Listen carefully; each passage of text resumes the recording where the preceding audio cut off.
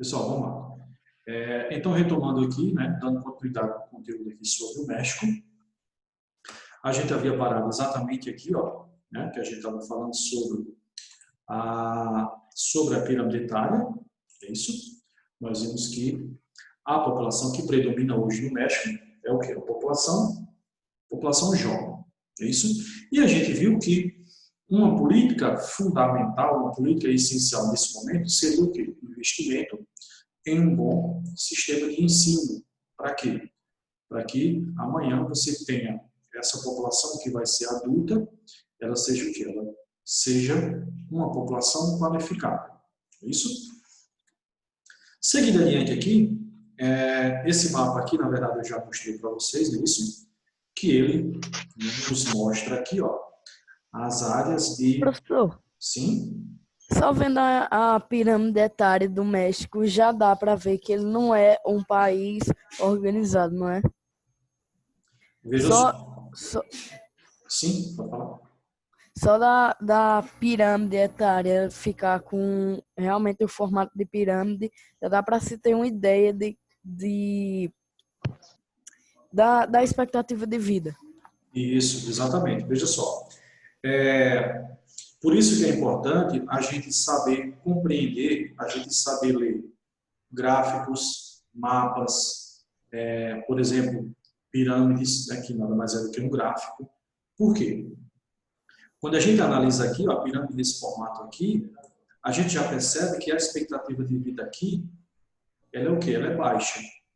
E se você tem um país que não tem uma boa expectativa de vida, significa dizer que esse país ele não é um país desenvolvido, porque todo país desenvolvido ele vai ter o quê?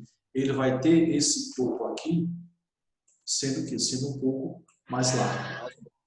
Então, o país desenvolvido ele vai ter o topo mais largo e a base dele aqui vai ser o quê? A base dele aqui vai ser mais estreita. Então, por isso que é importante a gente saber ler os gráficos. Pessoal, quem está com o áudio ligado, desativa, por favor, gente. Pessoal, só repetindo, lembrar a gente de quando entrar, desativar o áudio, tá bom? Agora, havendo a necessidade de fazer uma pergunta, um comentário, tirar uma dúvida, aí você vai lá, ativa o seu áudio e já faz ela de forma instantânea, tá bom? Mas vamos colaborar mantendo o áudio fechado, tá bom? Vamos lá. Marcos Henrique, tu tá com o teu áudio aberto. Deixa eu fechar ele aqui. Fechei teu áudio. Vamos lá. Então, essa figura aqui eu já havia mostrado para vocês. E o que é que ela mostra? Ela mostra que a gente tem áreas, ó, com boa qualidade de vida, tá bom? E a gente tem áreas aqui, ó, com uma qualidade de vida relativamente boa.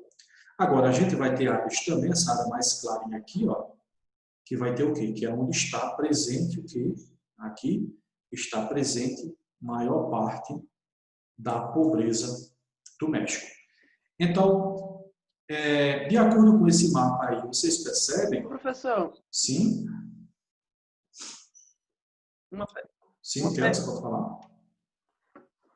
Professor, uma pergunta. Pode falar. No México, existem cidades desenvolvidas? Não, cidades desenvolvidas não. Lembrando, sua pergunta é boa. Lembrando que, por exemplo, você tem um país que ele é considerado, por exemplo, um país subdesenvolvido. Não significa dizer que nesse país não possa ter cidades desenvolvidas. Tá bom? Pode ter sim. Agora, no caso do México, não. Por exemplo, você vai ter os dois estados que eu falei para vocês, aqui, ó, Baixa Califórnia, é isso que vai ter uma boa qualidade de vida, e a gente vai ter o outro aqui, que é Nuevo León. São áreas, são estados que têm uma boa qualidade de vida. Agora, quando a gente analisa do ponto de vista de desenvolvimento, aí a gente tem que analisar os aspectos econômicos, aspectos sociais e aspectos ecológicos também. Então, a gente pode dizer que economicamente, esses locais aqui, eles são, têm uma boa qualidade de vida. Agora, quando a gente vai olhar do ponto de vista social, aí a gente percebe que a gente não pode considerar como ele sendo cidade desenvolvida. Mas pode ser que tenha alguém, tenha algum estudioso, lembrando que a ciência é dinâmica, a ciência ela não é, as ideias elas não são unânimes. Pode ter alguém que pode considerar sim, pelo fato de ter boa qualidade de vida, pode ter alguém que considere esses locais como sendo estados ou até mesmo cidades como sendo desenvolvidos. Tá bom? Então veja só, seguindo aqui, ó. A gente percebe que as áreas que têm boa qualidade de vida, a gente percebe que está o quê? Que está na fronteira com quem? Com os Estados Unidos. E as áreas que está presente boa parte da pobreza, a gente percebe que são áreas o quê? São áreas que estão mais próximas da América Central. Lembra das indústrias que eu falei com vocês sobre as maquiladoras? Então, essas maquiladoras, essas indústrias que apenas montam os produtos, né, carros, eletroeletrônicos, eletrodomésticos e tal, elas estão concentradas onde? Elas estão concentradas justamente aqui, ó, próximo da fronteira com os Estados Unidos. Ok? Gente, alguma dúvida aqui? Algum comentário? Ô, professor, Sim. nessa parte não, nesse assunto não, mas é geografia. O senhor falou que pode sim existir em países em desenvolvimento cidades desenvolvidas, sim, Isso. certo. Mas pode acontecer ao contrário, em países desenvolvidos, ter cidades em desenvolvimento ou subdesenvolvimento, sei lá. Pode sim, pode sim. Em um país desenvolvido, você pode ter um local, pode ter uma área, uma cidade, que ela pode ter uma grande desigualdade social. Você pode ter índices de pobreza lá bem significativos. Vejam só, quando a gente fala sobre país desenvolvido, país que tem boa qualidade de vida, dificilmente a gente imagina que nesse país exista pobreza, dificilmente a gente imagina que nesse país tenha, por exemplo, moradores de rua, né? Às vezes, por exemplo, a gente quando fala sobre os países da Europa, a gente pensa que são mil maravilhas, mas nos países europeus, eles têm áreas que têm pobreza. Por exemplo, depois a título de curiosidade, dê uma pesquisada, por exemplo, coloca lá, área de pobreza, por exemplo, na França, área de pobreza, por exemplo, na Inglaterra. Vocês vão perceber que nesses países desenvolvidos também existe pobreza. Agora sim, os índices de pobreza, quando considerado, comparado com os países em desenvolvimento, os índices de pobreza dos países desenvolvidos, eles são bem menores, mas existem, não é mil maravilhas, tá bom? Sim. Vamos lá. Professor. Sim?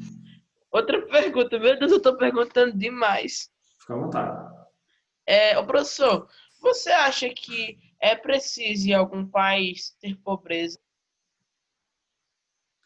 Veja, seria ótimo que não existisse, mas você estuda história, estuda filosofia, você conhece o sistema capitalista, acredito que sim, e para o capitalismo... Sim, professor, conhece muito bem, professor. Para o capitalismo é necessário que haja pobreza. Imagine uma classe onde todo mundo tem dinheiro. Né? Como é que o capitalismo ia se dinamizar? Então, para o capitalismo é necessário que tenha pobreza. Para o capitalismo é necessário que tenha desempregados. Porque, veja só, digamos que em Santa Cruz você tem uma vaga no supermercado, gerente de supermercado, por exemplo, não importa. Aí você tem, você coloca lá o cartaz, né? Precisa de gerente e tal. Aí passa-se, 8 dias, 15, um mês, não aparece ninguém. Aí você sushi, não vê ninguém, significa dizer que o pessoal está empregado, não é isso? Aí quando aparece alguém, aí diz, quanto é o salário? O cara diz, o salário é, por exemplo, 3 pontos, 3 mil. Aí o cara diz, rapaz, não dá não, porque eu vou ter que vir de Recife, eu tenho que vir de Caruaru e tal, não dá.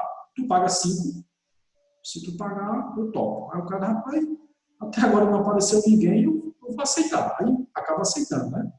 Mas, de repente, se o cara tem lá a vaga de emprego e coloca lá o cartaz, aparece uma fila com 30 pessoas. Aí, inicialmente, o cara queria pagar, por exemplo, 3 mil. Né? Aí ele vê aquele monte de gente querendo trabalhar e diz, rapaz, eu vou diminuir esse salário. Vou baixar esse salário para 2, que nessa fila aí vai ter alguém que aceita. E tem gente que aceita. Ou seja, quanto maior a oferta, né? Quanto maior a oferta, isso vai influenciar na oscilação dos salários. Então, se você tem muito desempregado, os salários caem. Se você tem pouco desemprego, os salários automaticamente eles aumentam. É a lei da oferta e da procura. Quanto mais procura, o preço se eleva. Né? Quanto menos procura, o preço dá uma queda. Isso funciona na nossa, por exemplo, numa feira pública. Por exemplo, você vai no mercado, você chega lá, tem uma danação de tomate, tudo quanto é canto, banco por cima do outro, cheio de tomate. Você vai, quanto é o quilo? O cara tem 2 contos, R$2. Rapaz, o tomate está barato, mas também tem tomate um por cima do outro. Aí na outra semana você chega, não tem tomate na feira hoje, não, você vai de um canto para outro. Aí tem um banco ali perdido, ou seja, você percebe que tem pouco tomate na feira. Aí você vai, quanto é o quilo? O cara diz 7 contos. Puxa, ou seja, a lei da oferta e da procura. Poxa, tomate caro da... Vamos lá, vamos adiante. Verdade, Tiago. O senhor pensa da mesma forma que eu. Mas é a lei da oferta e da procura. Se tem muita gente procurando, os preços se elevam. Se as pessoas deixam de procurar, o produto começa a ficar encalhado, vai ficando na prateleira, automaticamente o preço baixa. É dessa forma que funciona. Sim. Isso é capitalismo. Vamos lá. Seguindo aqui, quando a gente fala sobre os processos migratórios, né, sobre o México, o que é que a gente percebe? Com certeza, vocês já devem ter ouvido falar que o mexicano, o sonho do mexicano é o quê? É migrar para os Estados Unidos. É isso? Não só do mexicano, mas de muitos países ali que faz fronteira com o México, Honduras, Nicarágua, aqueles países ali próximos da América Central, né, eles têm um sonho de migrar para os Estados Unidos. Por quê? Porque os Estados Unidos têm ótima qualidade de vida, os salários são muito bons, não é isso? Então, nas décadas de 80 e de 90, o que é que a gente percebe? O crescimento da taxa de emigração, ou seja, saída de pessoas do México para os Estados Unidos. Isso na década de 80 e na década de 90. O que é que os Estados Unidos vai fazer? Vai realizar, né? Desde aquela época. Forte vigilância nas fronteiras, né, entre os Estados Unidos e o México, e estratégia para tentar conter a entrada dos imigrantes ilegais. Como é que ele vai fazer isso?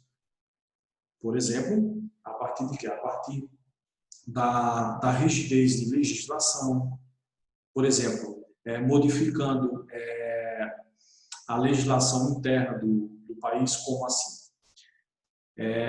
Para uma empresa contratar, por exemplo, um imigrante, digamos que ela tenha que, pagar mais impostos.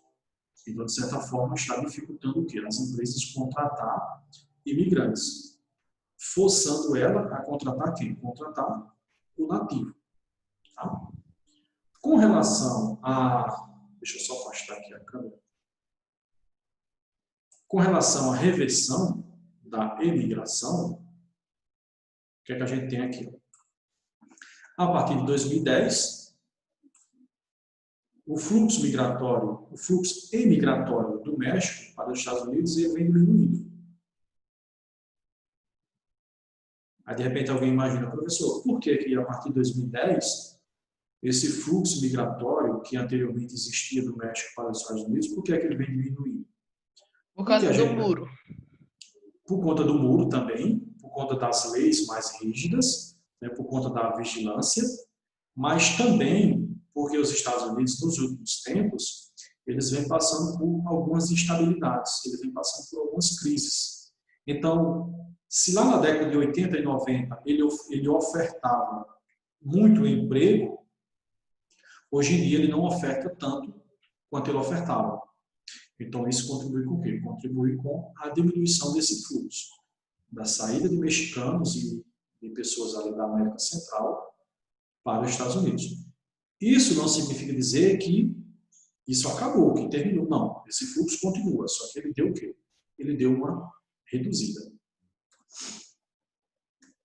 Por exemplo, aqui, ó, quais são as causas? Aqui, ó, aumento da segurança na fronteira entre os territórios de México e Estados Unidos, crise econômica nos Estados Unidos. Outra causa, leis que são obstáculos para a contratação de imigrantes, por exemplo. Algumas leis se tornaram obstáculos para que empresas estejam contratando imigrantes. E a retomada do crescimento econômico do México. Se a gente analisar o México hoje, lá com os anos 80 e 90, a gente percebe que nos últimos tempos, os países emergentes, né, e o México está entre eles, eles vêm passando por uma ascensão econômica. Professor, mas a gente acabou de ver há pouco que uma grande parcela da população do México vive na pobreza. Sim, mas antes era pior. Então, nos últimos anos, o México vem passando aí por uma ascensão econômica, né? Acompanhando aí professor, a tendência dos países emergentes. Sim? O México, ele tem um regime capitalista ou socialista? Não, o México é capitalista. Veja, socialista só vai ter, deixa eu ver se eu lembro aqui. Eu acho que é Cuba, como é a Coreia do Norte. A Rússia, né? A Coreia do Norte, o Vietnã. Depois dá uma pesquisada sobre o Vietnã. O Vietnã ele é um país que tem um sistema socialista, mas ele é um país que oferece boa qualidade de vida para a sua população. Porque a gente costuma dizer que os países socialistas, a gente costuma ouvir que os países socialistas eles são países pobres e tal, né? Depois dá uma pesquisada sobre o Vietnã. O Vietnã, ele... Professor, mas tem aquela questão, realmente o Vietnã é considerado um país? Veja, isso não é unânime, né? Isso não é unânime. Algumas pessoas... Eu não sei se ele é considerado pela ONU. Depois eu vou até dar uma pesquisada se ele é considerado pela ONU. Porque, às vezes, a ONU considera algumas áreas, alguns territórios como um país, já tem outros países que não consideram. Depois eu vou até dar uma pesquisada para ver se a ONU considera o Vietnã como sendo... Professor, porque assim... Considera sim, professor. Eu já olhei. Considera, Sara. Ok, obrigado. Sim, Miquel? Porque assim, pelo que eu saiba, o Vietnã é um país mais religioso, né? Veja, pelo fato de estar localizado, deixa eu só olhar a aula aqui. Essa nossa aula agora ela termina de... Deixa eu só me localizar na hora aqui. Começou de 10h30, terminou 11h10. Ok. Veja só, pelo fato de estar localizado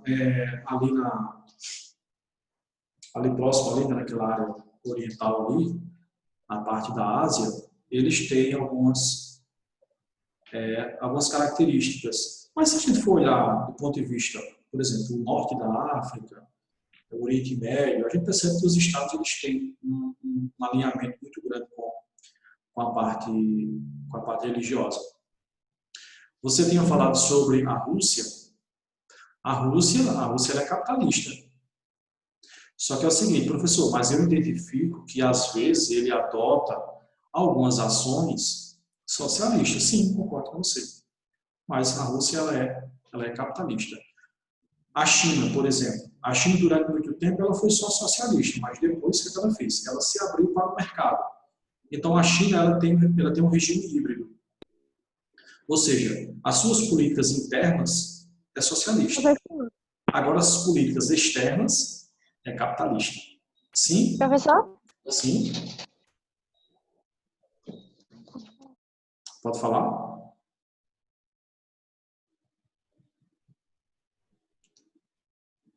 Gente, quem foi que falou, professor? Acho que estava querendo falar alguma coisa. Eu acho que foi Maíra. Sou eu, Maíra. Professor, Sim, Maíra, pode falar. olha, Sim, eu não tô em casa. Eu não tô em Santa Cruz.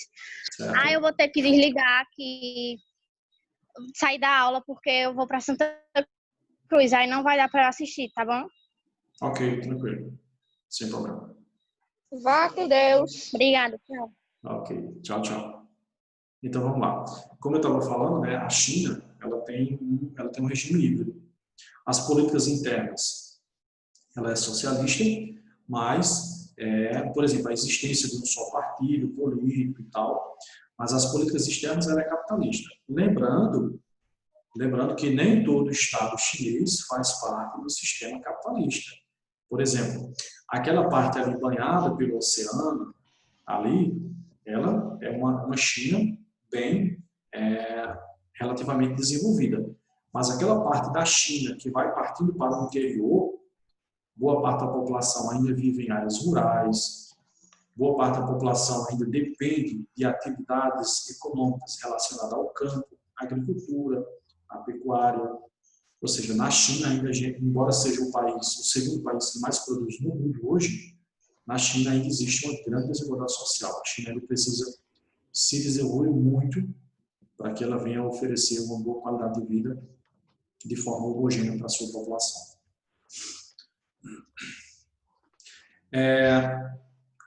Veja só, com relação a esse gráficozinho aqui, ó, preste atenção aqui.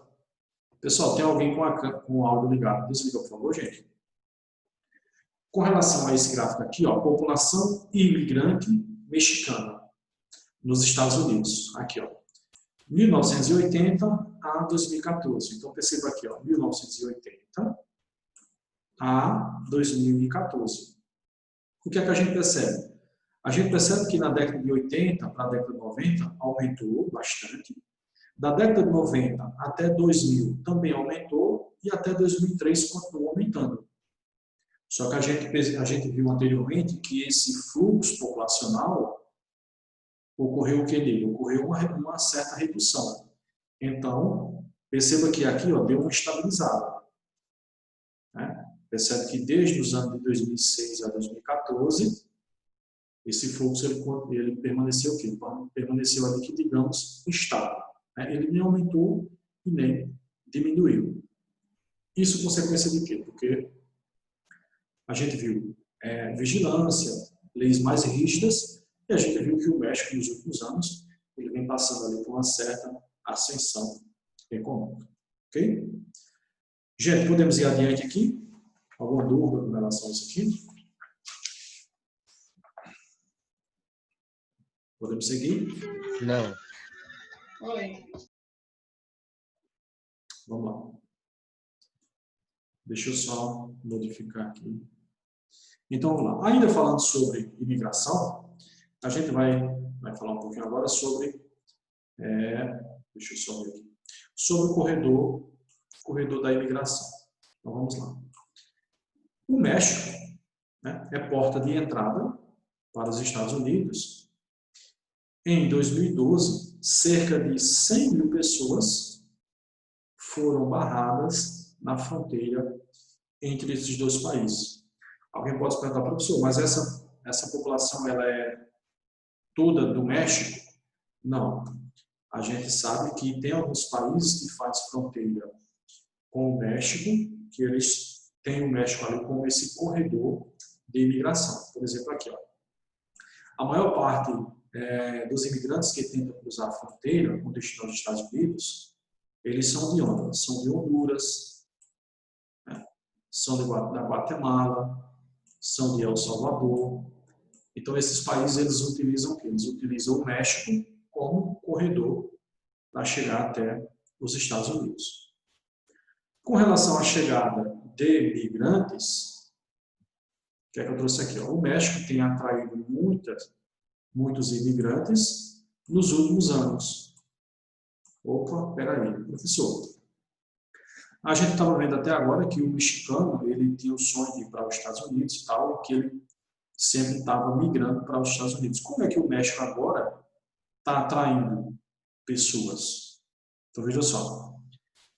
A gente viu que o México está passando por quê? Com a ascensão econômica. É isso, ou seja, do ponto de vista econômico, o México ele vem melhorando nos últimos anos. E isso é um elemento que está atraindo algumas pessoas dos países vizinhos. Então, por exemplo, o cara quer ir de El Salvador, ele queria ir para os Estados Unidos, ele agora está fazendo a opção de ir para onde? Ele está fazendo a opção de ficar apenas no México. A mesma coisa o cara de Honduras, a mesma coisa o cara da Guatemala. Devido ao quê? Devido à crise na Europa e nos Estados Unidos. Então, consequência dessas crises, as pessoas estão deixando mais de ir, de querer ir para a Europa, de querer ir para os Estados Unidos, e estão migrando para os países emergentes, como é o caso do México. Eu trouxe aqui que a forte desigualdade social e econômica, os baixos níveis educacionais, alto índice de criminalidade, ameaçam o momento favorável que o país atravessa. Então, veja, mais uma vez, a gente viu que o México vem passando por uma ascensão econômica, mas esses índices que não são bons, desigualdade social, baixo nível educacional e o índice de criminalidade, vem o quê? Vem, de certa forma, ameaçando esse momento favorável que o México está passando nos últimos anos. Professor, Sim? O senhor falou sobre a desigualdade social. Você acha que se a desigualdade social no México, se não tivesse desigualdade social no México, o México estaria o México seria um país melhor? Com certeza, não só o México, qualquer país. Qualquer país que o índice de desigualdade social seja baixo, significa dizer que a maior parte da população, ela tem o quê? Ela tem ali uma boa qualidade de vida. Professor, beleza, mas quem ia trabalhar? Bom, boa pergunta. Quem ia trabalhar? Veja, por exemplo, os países desenvolvidos. Os países desenvolvidos hoje, o que é que eles têm? Eles têm, primeiro que a gente viu que o México, ele tem alta taxa de natalidade, é isso? Uma vez que a população é a população jovem. Na medida que, isso é quase como regra. Na medida que um país ele vai melhorando suas condições de vida, a mulher vai se inserir no mercado de trabalho, né? A mulher vai assumindo postos importantes em empresas, ela vai optando por ter menos filhos. Se ela está optando por ter menos filhos, significa dizer que a taxa de natalidade, automaticamente ela vai diminuindo. Então, digamos que agora depois o México ele torna-se um país desenvolvido, por exemplo. A população economicamente ativa, que é a população dos 15, dos 16 aos 60 anos, ela também tende a diminuir. Então, com isso, você passa o quê? Você passa a atrair pessoas de outras regiões. Aí você pergunta quem é que vai trabalhar? Justamente essas pessoas que vão ser atraídas de outras regiões que são o quê? Que são mais pobres. Por exemplo, pessoal, só lembrando que o bate-papo está liberado, tá bom? Para vocês colocarem o nome de vocês, tá bom? Para daqui a pouco a gente encerra esse momento aqui. Por exemplo, os países europeus, né, a maioria desenvolvidos, eles têm boa expectativa de vida e baixa taxa de natalidade. Significa dizer que eles têm uma população economicamente ativa relativamente pequena. Qual seria a solução? Eles abrirem as fronteiras para a entrada do migrante. Só que a gente sabe que a Europa tem a questão de quê? Né? A questão da xenofobia, né? A aversão ao estrangeiro, tem a questão do terrorismo, né? Eles têm medo de repente, abrir suas fronteiras e, de repente, entrar pessoas que não deveriam entrar.